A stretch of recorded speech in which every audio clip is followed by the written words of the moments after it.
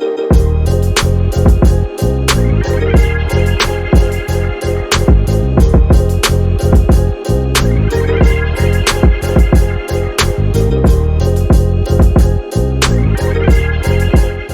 afternoon, Coyote fans. Welcome to the homecoming edition to Keys to the Game, brought to you by Uvalde Chevrolet. We appreciate Uvalde Chevrolet being a sponsor, Coach. And, big week for the Coyotes. We were just watching the senior class build a bonfire up there. Hopefully the weather holds off this afternoon and tomorrow.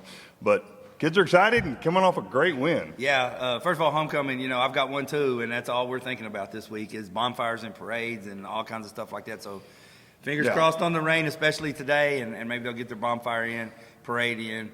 But yeah, last week was fun, and people talked about this and that, but it was nice to be able to say that the better team won. I mean, we just went out and played and we won, and I thought our defense played outstanding Friday night. Yeah, I told Caden that last night as he was a guest speaker on the show.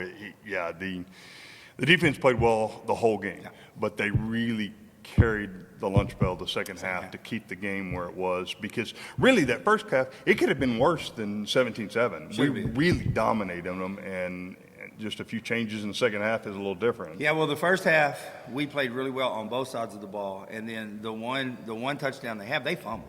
I mean, there's a fumble. It's very clear, and that was a pretty bad missed call. Yeah, it should have been 21-0 at the least at the end of the first half. But the second half, I thought they did a real good adjustment to shifting to our motion to spots that we had never seen them get in before. Part of that's on me not being able to run that set without the motion, just set Abraham in the eye, and we put that back in this week. And then part of it, I think, is I got a little conservative because I felt like as long as we were ahead or tied and playing as good a defense as we were, if we just scored one more time, we were going to win the game, and that's how it turned out, actually. Well, I've seen we were talking about last night, the old hook and ladder run very well on Uvalde. You run it twice very well, once last year and once this year. I can remember being Uvalde running against Cruiser Springs back in the 80s. Still works. It does. It works, and especially we were talking about this also. We thought with the offense that you had called, it set them up really for that play to work, and then the misdirect and the sweep with DeVere to work on the touchdown. On the hook, we call it hitch and pitch, but on the hook and ladder, we noticed when we got into trips on first down that they were rolling both safeties, because we very rarely throw it to that single receiver on the backside unless it's a go route to Quentin or Jed or Josh or whoever. So on the first down when we ran option, we noticed both the coaches in the box noticed both safeties over, and they were manned up on Quentin. And a lot of times when they man up on the backside, they'll press and you can't run the hitch. But they were so afraid of him getting behind them that they were playing 8 or 9 yards off. So it's set up and just great ball. And then Quentin did a great job, and then Abraham's faster than people think. Yeah. That's not the easiest play to run, but it came off like. Well, we do it every Wednesday. We practice it every Wednesday, so they should be able to run it. Well, I know it got the crowd fired up, got the kids fired up, and great win. But with the way the district's playing out, you're kind of in the same spot here. We're still. We are 2-4. It looks like somewhere in there. And the point totals, and I'll go into this, I guess, next week. Take care of Memorial first. Yeah, exactly. We'll get to Memorial in a second. We take care of Memorial, and Bernie takes care of Somerset, like I think they will. Then it's interesting, the scenarios that could play out. We could be anywhere from 2-4. So we win, take care of business. We're 2, and that's what we should. That's the simplest fact of it. Is we control our own destiny to 2.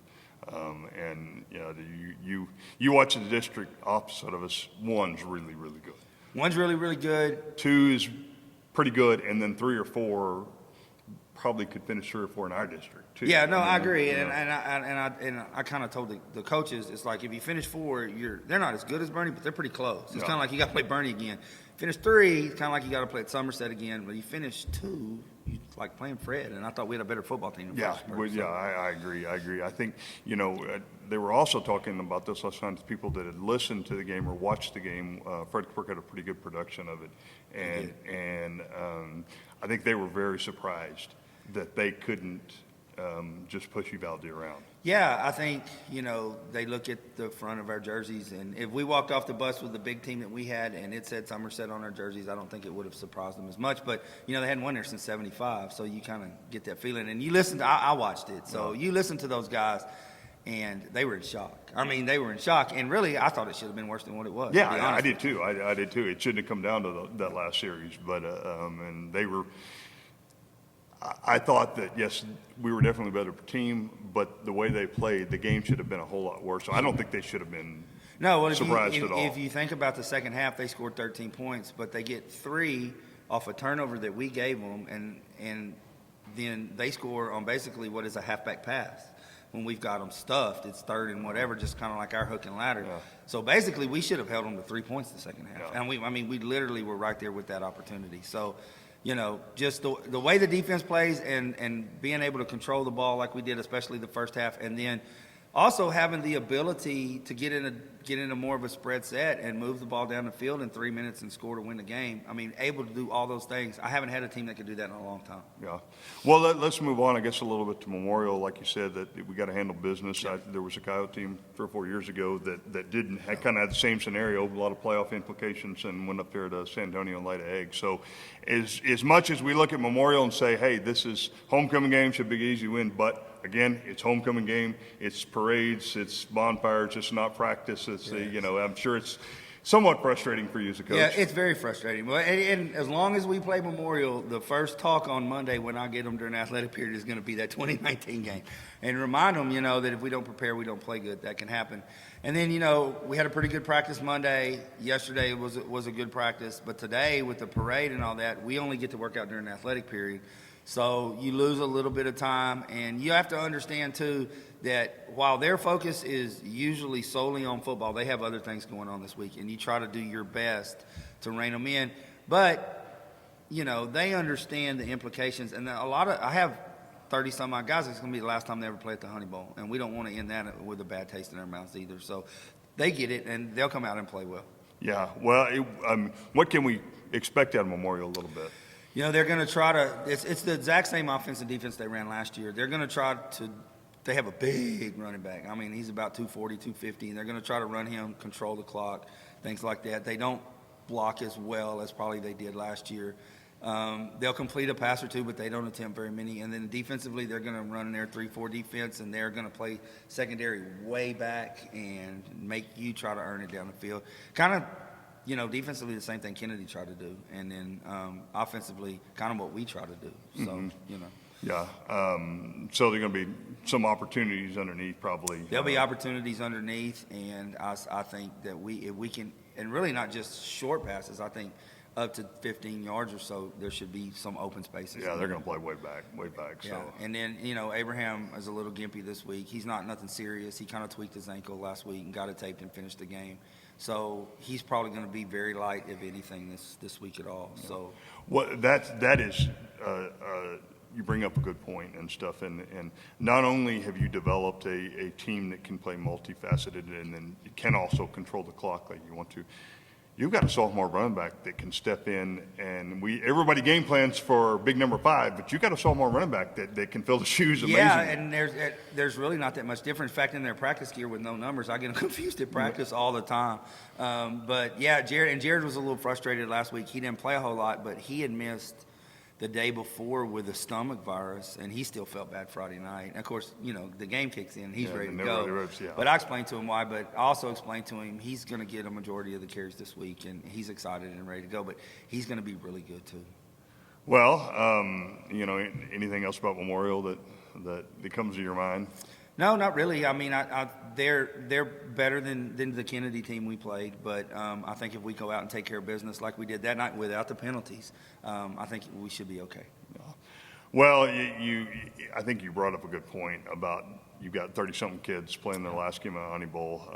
I know it's going to be hard on a lot of people Friday night.